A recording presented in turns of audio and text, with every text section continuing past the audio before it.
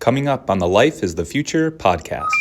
That's when it like really hit me that like we're really lucky and that's how you get. Yeah. That was also based off like the stereotypes that others had like of us and that we had of other people. It just like went off that.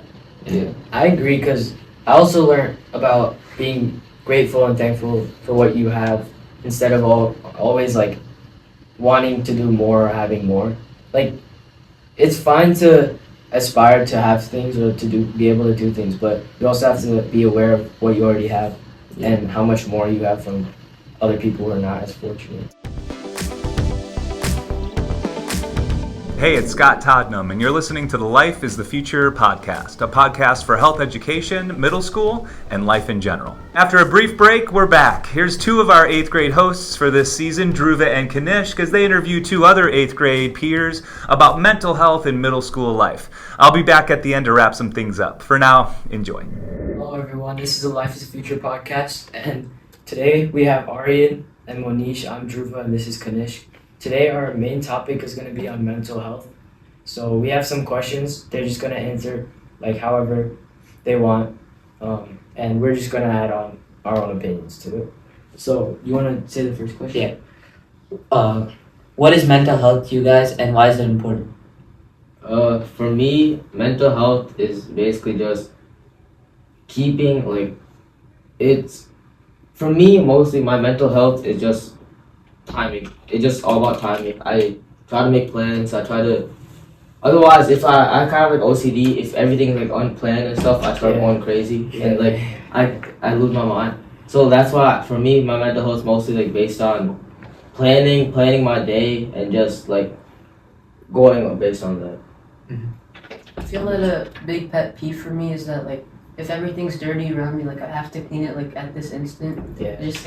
It just feels a little bit cluttered and I just don't really like that it's like dirty. So I feel like something for me would be that. Yeah, I also agree because I feel like if things around you are like if you don't have a good environment, like you don't work as well or like you don't have like as much motivation. So that also like affects how you do your work.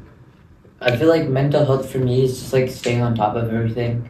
Cause like sometimes I can get behind on like homework, everything, and just like staying on top of that and just like understanding it in general. That's why I feel like it's important for me and for like teachers to teach us properly so we understand it and don't get cluttered. Yeah. All right. How can you tell when you're feeling stressed or overwhelmed? Usually it's when I can't get stuff done that usually gets get stuff done. So say that if like something like an assignment that usually takes me like 15 minutes is taking me longer, that's when I know I'm probably stressed and not because I don't know, it's just like a thing with me. Every time I get stressed and overworked, like I just can't focus on a single task. Yeah, I would say the same for me. But what I like really like think of when I'm feeling overwhelmed is like I just like go onto something else like not the task that I'm assigned to at first. Cause usually what I do is like I go on my phone and start scrolling. So. That just like it just becomes distractions. And it takes you like away from your actual indication that I'm overwhelmed. Yeah, I feel the same way because like, I mean, yesterday I was studying for our math test and like I could not get the answer right. Yeah. So I mean, I just went on my phone and started like scrolling, but then I realized, I mean, it's not gonna get me anywhere by just scrolling, and if I didn't try and solve the math problem. Yeah. So then, I mean. What I just do is I just put the phone away, I guess. Yeah. All right. What are some ways to take care of your mental health every day? I'd say doing the stuff that like you know works and is like helps you. Like I said before, like me, it's my planning that just helps my mental health. Yeah, for me, I would say like not the distractions like that I usually do like YouTube, but sometimes if I like focus on like the sport I'm playing or like the activity that I have on hand, sometimes it just helps me. So like other activities kind of distractions, but also it's like to get you focused again. Yeah. Yeah, I feel the same way because like, I mean, every time I'm just feeling distracted, I normally just go out or like maybe to the gym or play some sport. So it's good to like have it some sort of distraction, but some sort like in some sort of way it should help you Yes, yeah. Help you focus. Yeah. Why is it important to talk about your feelings? For me, I just like all my feel if my all my feelings are like cooped up, then it just like makes it worse for me. It just makes me more mad. It just makes me more frustrated, and I feel that it helps a lot if I'm like saying my feelings to someone else. Yeah. I honestly, I don't think I'm that good at this because like every time I'm stressed and overwhelmed, like I sometimes like take it out on like people around me, and it's like it's not a good habit, but like sometimes it just happens. Mhm. So I feel like yeah, expressing like Monish does would probably make it better. Yeah. What do you think? I think I do the same thing Aryan does sometimes, but like I think I feel like I've gotten better at it, and just like normally I just try and calm myself down. If it's really bad, then I'll maybe talk to my mom about it, but otherwise. Yeah, I I also think- feel like it's fine to have times when you're like so stressed and that you don't feel like sharing your emotions because you're trying to figure it out on your own. Sometimes that's fine, but like there's other times when you have to like learn how to be able to be open with the people around you because people will like open up and be there for you, but you don't always like let them help you. Let them help. You. Yeah. How does sleep affect our mental health? For me, if I don't like sleep, I don't need that much sleep to function. But if I get like at least like 7-ish hours, then I'll be fine. But if I don't get 7 hours, I can't do I can't focus on anything. Like Yeah. I'm always drowsy and I can't focus. So you have like a specific time, like that you What? you have like a specific time that you need to sleep. Yeah, to stay focused Yeah. and do my tasks. Yeah. For me, I used to have like a really bad habit where I would still stay up on my phone when I'm supposed to be sleeping or like do something else because like I just didn't feel tired and I didn't feel like the need to sleep.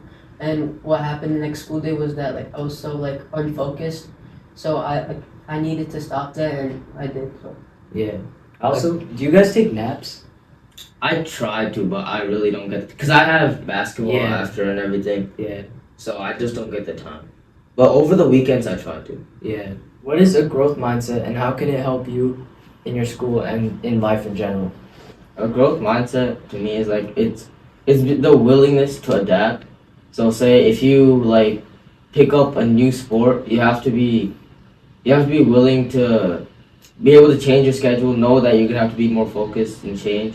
And I think that's gonna help you later in life. yeah, I feel that a big thing for me, like for school especially, is that if you get a bad score on one test, you can't like beat yourself up over it. You have to have that growth mindset and say like maybe the next one or maybe I'll study harder or like just move on. Yeah. I also agree with both of you guys because it's kind of being like open to whatever comes at you. So like if you're failing or if you do good in something, like whatever it is, you just take it and like you learn from it or you just continue doing what you're doing well. I feel like having a growth mindset is having like a mindset that can keep you together, keep you focused, and also like you can't just beat yourself up about like tiny things. And like for me, I feel like keeping that growth mindset has helped me not like once you're sad, you just don't want to do stuff anymore. Yeah. It's supposed to be like Yeah. So okay, how do negative thoughts impact our mood and behavior? Just like the last one. so. I feel like another question that was already asked, like Aryan, like we sometimes have negative impacts on the others around us, maybe because we're stressed or overwhelmed. I feel like that does take a toll on you too, because you feel that maybe that you shouldn't be doing this, like you're like being rude to someone else, and you're kind of thinking like, what if this was happened to me? Wait, what was it again? How do negative thoughts impact your mood and behavior? I mean, they kind of just negative thought. It depends. Like if like Monish said, if you feel like you're being rude or like bullying someone, I'd say talk to them about it, confront them about it.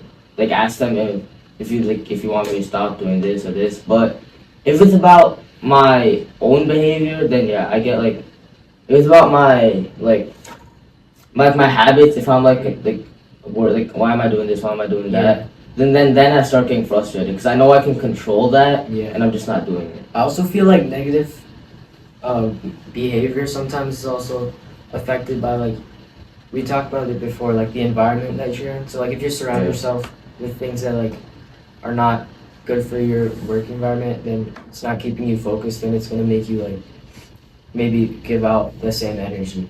So like having a good environment will help you like give out positive energy. Yeah, I agree. Just like how I said before, I mean, just thinking negatively makes you sad, and then once you're sad, you can't really do anything. I mean, like to add on to what Dhruva said, it's not even just like the things around you, it's also like the people around you. You have to surround yourself with the best people like for you.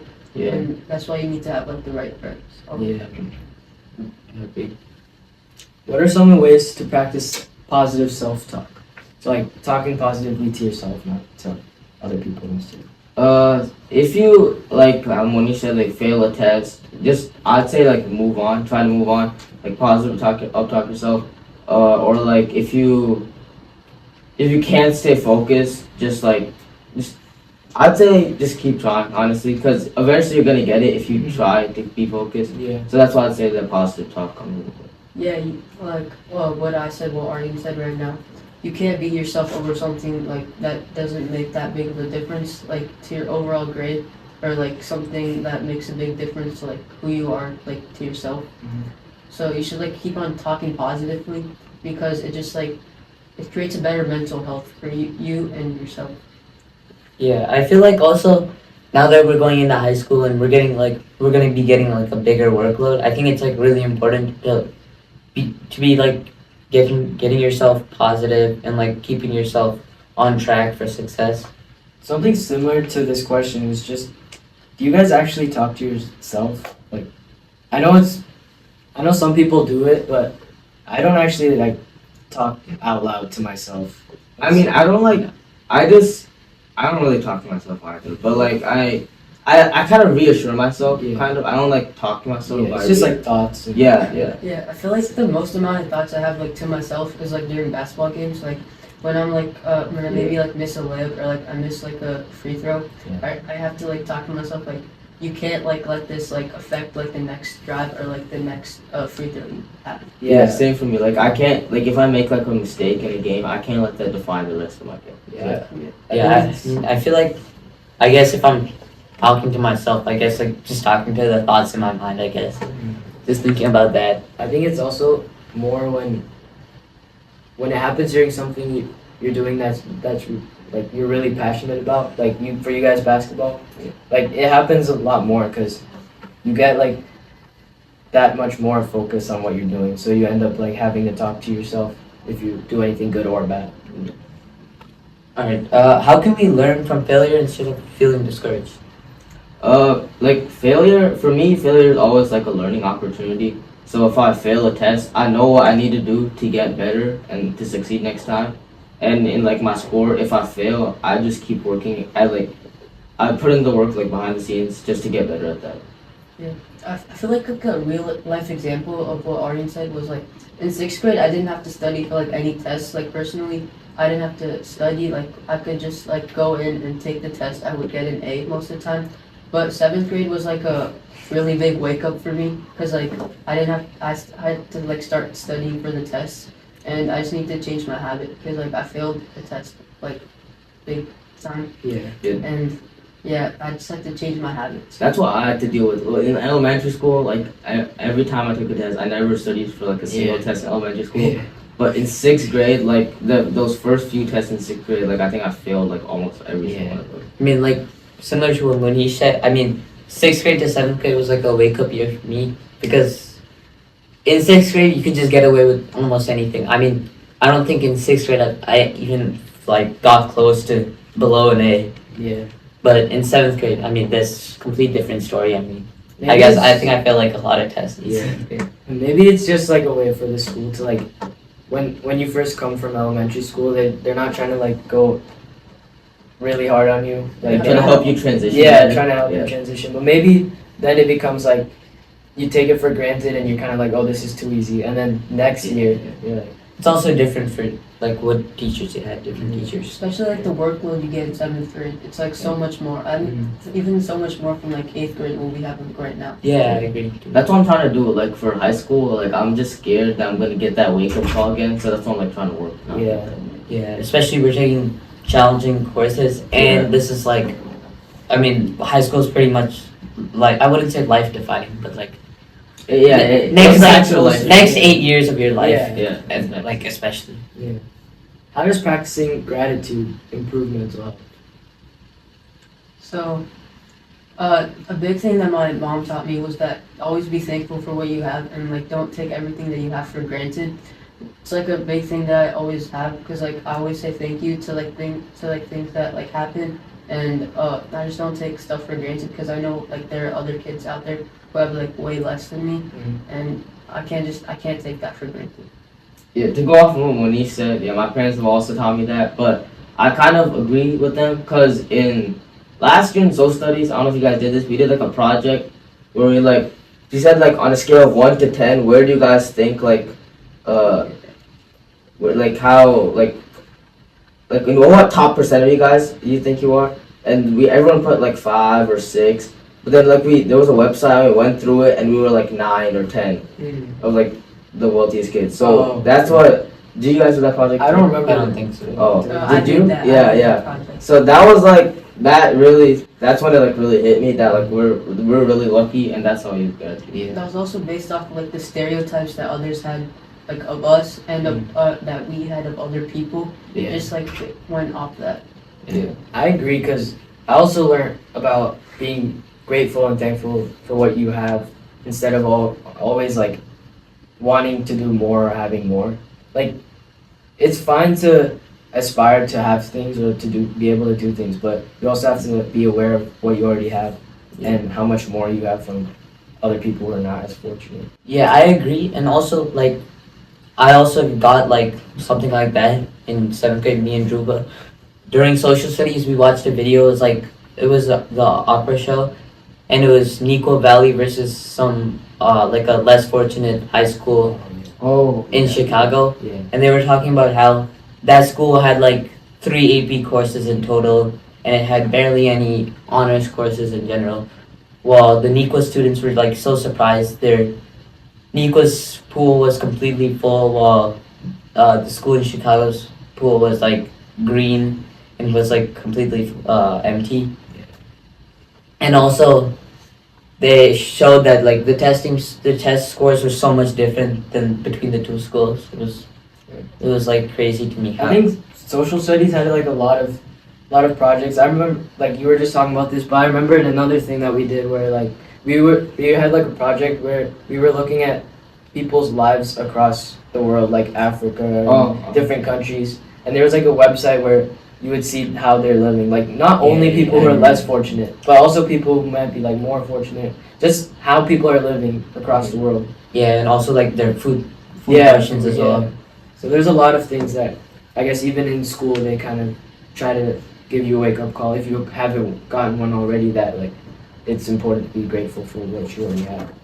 Even another thing, me and Kanishk, I think we went to Feed My Starving Children. Yeah. That was just like, it was just. We tried what we made after. I felt like it was like really gross. Like how could people like eat this? Like even though it just like gives you the nutrients, but like it doesn't taste good at all. Exactly.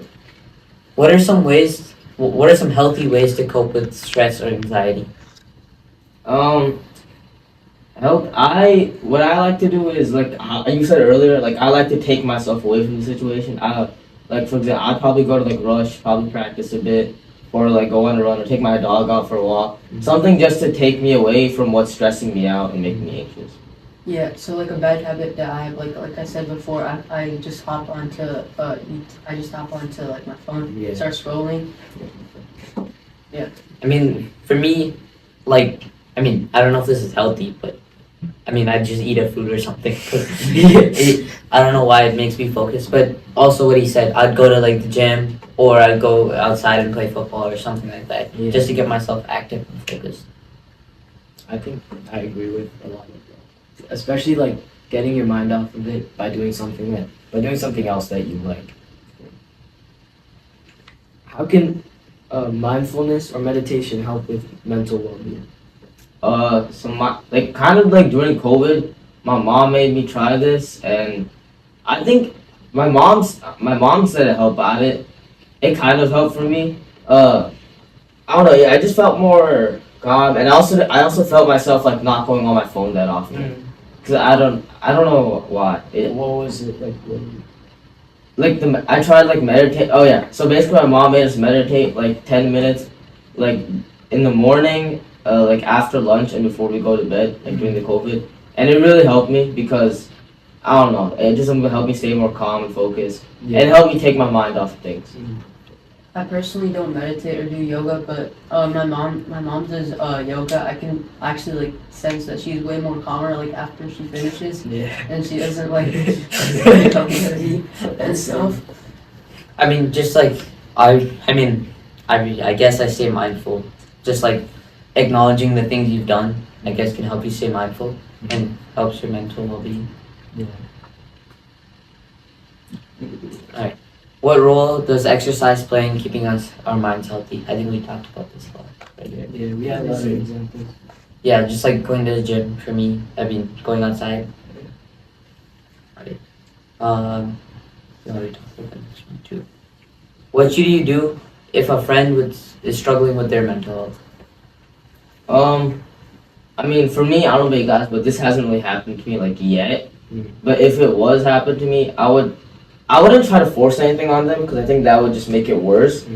But I try to help them and be there for them if they need it. Yeah. I'm not gonna say this person's name, but they were addicted to Fortnite. Like actually, like they played 2+ hours a day. Yeah, Aryan knows too. We weren't trying to force anything on them, but we were trying to like push them to like play outside with us, play at the park instead of going on to Fortnite. Yeah. So I think that really helped like them.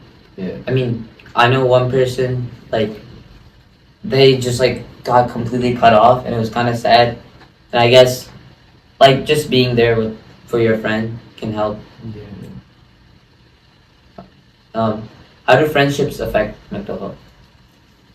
I feel like, at least for me, like, if I'm not with my friends or like, I mean, I don't be with my friends all the time, but like, if I don't hang out with my friends for school, like, after like a long time, if it's like been like a month or something that I haven't hang out with my friends, then I start feeling like, I don't know, it's like kind of lonely, but like, I feel like there's nothing to do. Like, I get bored and stuff in the house. I feel like friends are like someone who you can talk to like openly. Like I don't know why, but I just feel like sometimes you have a lot of pressure to like talk to your parents about stuff like you don't really want to sometimes. Yeah. So you can just tell your friends about that, and you can still get it off your like chest. Yeah. I mean, I was just gonna say that I agree because like both of you kind of said that you can only keep stuff to yourself up to a certain point. Like after a certain point, you need like an outlet. So, and sometimes the best way to do that is just using the people around you who are willing to help you. So I think, like you said, not everything you're gonna share with your family, and that's fine. But in those cases, you need to have like a different outlet. So like friends help. Yeah, and there's different things. Like not all topics you're gonna share to like one friend. So having like a nice group of friends, but not like kind of fairly small, so that you can be like sure about what you're saying to them. Rely on them. Yeah, reliance. So I agree with like friends can definitely help you when you're in a stressful position. What can we do to be more confident in social situations? I'd say just be in the situation more. Like if you're introverted and stuff, try going out more, try hanging out with like people that you aren't as comfortable with, like just starting to meet. Because I think that'll help you really develop some new friends. Yeah. Something that really helped me was I was playing with the people on my street, which helped me a lot in the social situations that I was like in the future, because I kind of know like what to expect and what to expect. Yeah, I agree, because I mean, I've been told by like a lot of people that I'm too shy and I should talk more, especially when I'm talking to my like people I don't know in my family, because there's a lot of people that I like have never met because I was too young before, and I can't remember them, and like it's just like I can't talk to them because I don't know how to I can't communicate with them like effectively. Those times you feel like you should know them, but you've never met them. Because Yeah, they're I in your know, family, yeah. but you've never even talked to them. I agree, but even with friends, for me, like trying to make new friends is a little hard if you haven't like been talking to them for like an extended period. Yeah. All right, thanks to Aryan and Monish for joining Dhruva and Kanishk this week to talk about middle school life and all things with mental health. It's always nice to hear teens speak pretty candidly about their experience and their experiences with friends as they deal with all the different stressors going on in teenage life. I'm so glad we get to hear some of this insight. I hope you'll agree it's pretty valuable, not just from a parent or educator's standpoint, but just to understand what's happening right now in the 21st century for preteens and teenagers. Year after year, this is always a timely topic, so it's nice to hear some updates from the students, and you're going to notice the hosts are starting to get better at leading each podcast episode. We'll continue here the rest of the school year and let the other 8th grade hosts, Sri and Samarth, interview some classmates about other topics as our school year progresses. If you like what we do, can you make sure that you share this with somebody that would also feel the same, and also let the 8th graders know how they did. We'd love to hear your feedback. Until next time, as always, thanks for tuning in.